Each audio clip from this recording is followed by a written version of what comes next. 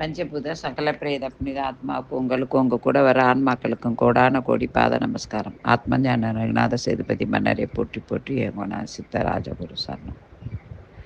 அம்மா, என்னுடைய தவ வாழ்க்கை பத்த மாட்டேனுங்குது. என்னுடைய சக்தி பத்த மாட்டேனுங்குது. இந்த பிரபஞ்சம் ரொம்ப பெருசு, இந்த உலகம் ரொம்ப பெருசு. நான் ஒரு சக்தியை வச்சு என்னால் ஒன்றும் எத்தனையோ 63 நாயன்மார்கள் இந்த பூமிக்கு போயிருக்காங்க.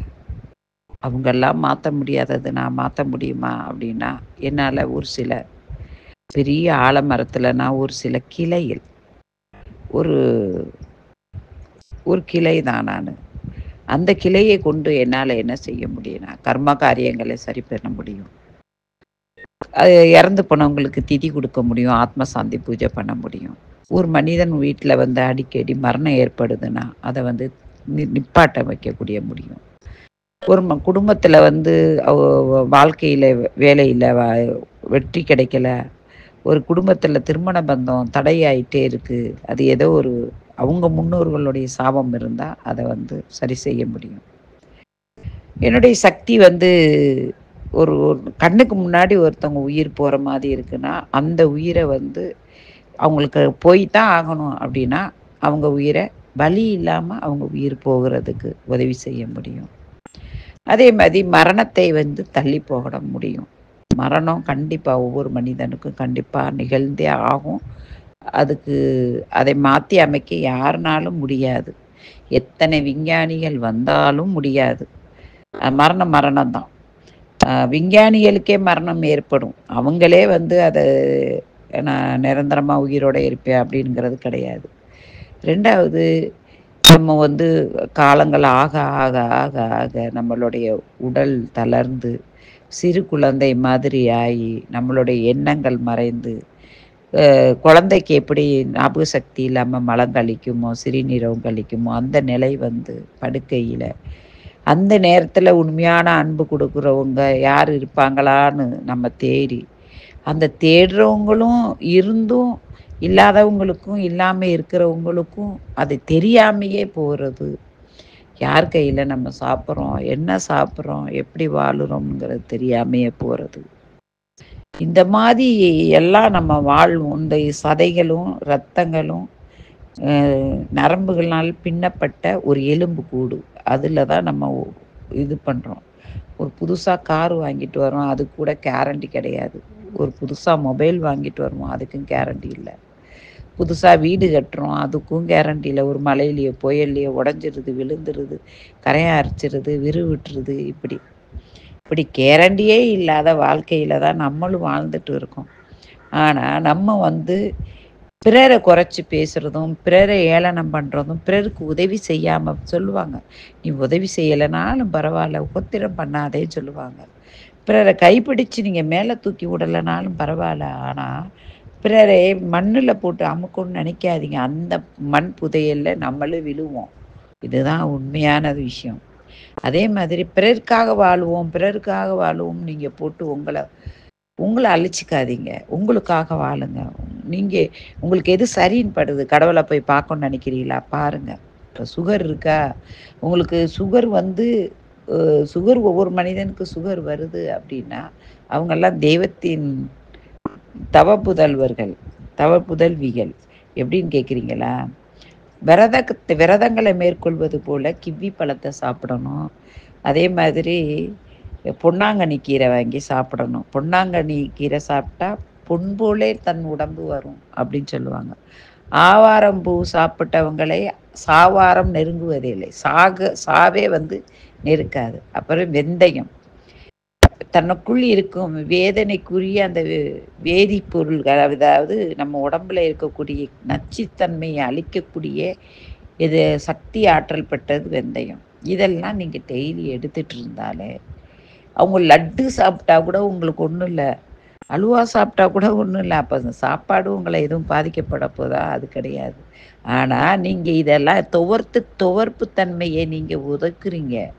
உங்கள் உடம்புக்கு துவர்ப்பு தன்மை இல்லைங்கிறது தான் முக்கியம். சுண்டைக்காய் இதெல்லாம் எடுத்துக்கிறணும். துவர்ப்பு கசப்பு இதை எடுத்துக்கிறணும். அது மாதிரி பல்ல வேப்பங்குச்சினால் விளக்கணும்.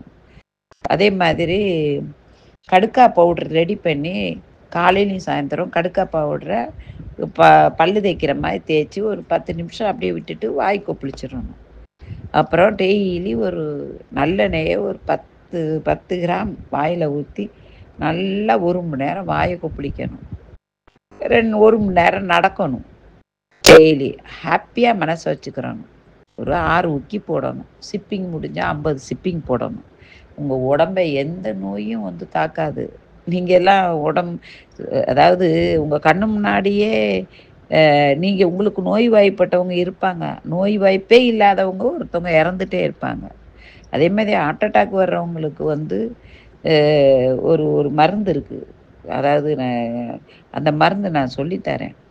நான் யூடியூப்ல எல்லாம் ஷார்ட்ஸ்லாம் போட்டிருக்கேன். அதை பாருங்கள். அதை நீங்கள் போய் பார்த்து செஞ்சு சாப்பிடுங்க. நெஞ்சு கரிக்கிறது வரவே கூடாது ஒரு மனிதனுக்கு. அது நெஞ்சு கரிப்பு இல்லாமல் இருக்கிறதுக்கு அந்த மருந்தை நீங்களே சொந்தமாக தயார் பண்ணி சாப்பிடுங்க. இல்லை வேணுங்கிறவங்க கேளுங்க, நான் இங்கேருந்து கொடுத்து விட்றேன், இல்லை அனுப்பிச்சி விட்றேன். இல்லை இங்கேருந்து வெளிநாட்டில் உள்ளவங்க இங்கே யாராவது வரும்போது அவங்க கையில் கொடுத்து வரேன். அதில் லக்கேஜில் போட்டு கொண்டு போகலாம். எவ்வளவோ இருக்குது. அப்படி இருக்கும்போது தனக்குள்ளே நோயை பற்றியோ தனக்கு ஒரு குறையை பற்றி அந்த குறையை முதல்ல நிப்பாட்டுங்க. அதே மாதிரி கேன்சர் இருக்கா, கேன்சருங்கிறது என்ன நினைக்கிறீங்க? அது புண்ணு. ஆறாத புண்ணு தான் கேன்சர்.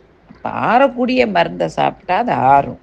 அதுக்கு என்ன செய்யலாம்? அதை முத்த விடாமையே சீக்கிரமாக, அதுவும் கத்தி வைக்காமல் நீங்கள் என்னை தொடர்பு கொண்டால் ஈஸியாக இது பண்ணலாம். அது மாதிரி நான் தியானத்துக்கு போகிறதுக்கு முன்னாடி எனக்கு 2 கண்ணுமே சுத்தமாக தெரியாது.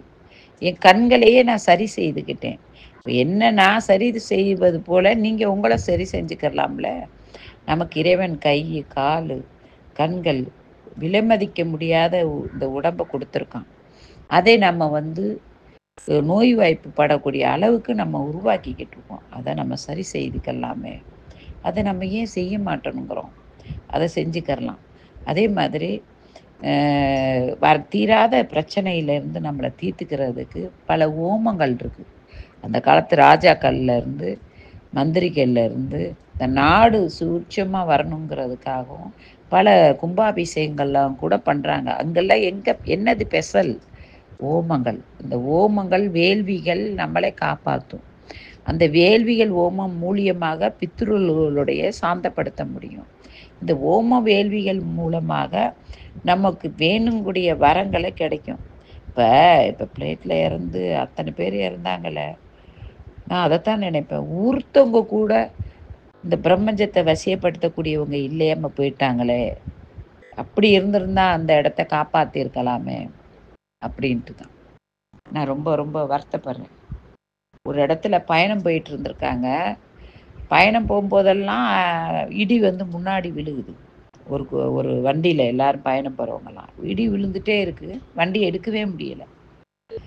அப்போ என்ன செய்கிறாங்க, ஒவ்வொருத்தவங்களாம் போய் அந்த மரத்தை போய் தொட்டுட்டு வாங்க அப்படின்னுங்கிறாங்க. ஒவ்வொருத்தவங்களாம் தொட்டுட்டு வராங்க. அப்போவும் இடி விழுந்துட்டே இருக்கு. எல்லாருமே தொட்டுட்டு வந்துட்டாங்க. கடைசியில் ஒரு நபர் மாத்திரம் இருந்திருக்காரு அந்த பஸ்ஸில். இப்போ எல்லாரும் போய் தொட்டுட்டு வந்துட்டோம். இடி விழுந்துட்டே தான் இருக்கு. ஆனால் வந்து நம்ம பஸ்ஸுக்கு எதுவும் பாதிப்பு இல்லை. ஆனால் இந்த ஒரு நபர்னால தான் இந்த பஸ்ஸுக்கே இந்த இடியே விழுகுது. இந்த நபர் தான் ரொம்ப கெட்டவர்னு நினைக்கிறேன். ஆனால் இந்த நபரை போயிட்டு அந்த இடியை போய் அந்த மரத்தை போய் தொட்டுட்டு வர சொல்லுங்கள், இந்த நபரை வெளியே ஏற்றுங்க அப்படின்னு எல்லாருமே கோச்சம் போட்டிருக்காங்க. அந்த ஒரு நபர் யார் அப்படின்னா ஆடு மேய்க்கிறவர். ஆடை கொண்டு போய் இடையில போட்டுட்டு டெய்லி புத்துக்கு தண்ணி ஊற்றிட்டு அந்த புத்தில் இவர் சாப்பிட்ற உணவை கொண்டு போய் வைப்பாராம். அங்கே உள்ள எறும்புகளுக்கு சாப்பாடு வைப்பாராம், தண்ணியும் கொஞ்சம் வச்சுட்டு. அந்த தண்ணியை வந்து அங்கே உள்ள பறவைகளும் வந்து சாப்பிட்டுட்டு தண்ணியை குடிச்சிட்டு போகுமா. இந்த ஆடு மேய்க்கிறவர் இதுக்கு உணவு அளிச்சுட்டு வருவாராம். வேற அவர் எந்த ஒரு இதுவும் பண்ணலைங்க. அவர் போய் அந்த மரத்துக்கிட்ட போன பிறகு இடி விழுந்து அவ்வளோ பேருமே இறந்துட்டாங்களாம். ஏன்னு கேளுங்க, அந்த ஒருத்தர்னால அத்தனை பேரையும் காப்பாற்றப்பட்டு இருக்கு. ஆனால் இது தெரியாமல் அந்த ஒருத்தரை வெளியேற்றவும் அவ்வளோ பேருமே இடி விழுந்து அத்தனை பேருமே பஸ்ஸோடு இறந்து போனாங்களாம். அது மாதிரி அந்த அந்த 224 பேரில் ஒருத்தவங்க கூட தவசக்தி உள்ளவங்க இல்லாமல் போயிட்டாங்களா அப்படிங்கிற மாதிரி வேதனையாக இருக்குது எனக்கு. அதுலேயும் பகவத்கீதை ஒன்று கடந்துச்சான். அது மாத்திரம் எரியாமல் இருந்துச்சு, மனுஷன் எரிஞ்சிட்டாங்கன்ட்டு. ஆனால் ஒரு விஷயம் சொல்கிறேன். பகவத்கீதை எரியாமல் எரிஞ்சிச்சுன்னா அது மனிதர் தான் உருவாக்குனாங்க. கடவுள் உருவாக்குனதில் கடவுள் ஏடுகளை எழுதினது, ஆனால் அதை புக்காக வடித்து ஒரு மனிதர் தான். ஆனால் அத்தனை பேரும் நான் மகானாக தான் கருதுகிறேன். கதைக்கு நான் இதை சொல்லியிருக்கேன், ஆனால் கதைக்கும் அதுக்கும் சம்மந்தம் கிடையாது. அத்தனை பேரும் மகான்களாக நினைக்கிறேன். நம்மளை மாதிரி ஒரு நிறைய பேர் அரங்க குணங்களில் இருக்காங்கல்ல, அவங்க திருந்துருவதற்காக மரணம் எப்போதும் வர்றது தான், நம்மளும் இறக்க தான் போகிறோம். திருந்தணுங்கிறதுக்காக இவங்கெல்லாம் பவித்திரமானவங்க இறைவனிடத்துல போய் சேர்ந்துட்டாங்கங்கிறதுக்கு தான் இந்த கதையை சொன்னேன் வெளிசு. இந்த கதைக்கும் அதுக்கும் சேர்த்து முடிச்சு போடாதீங்க.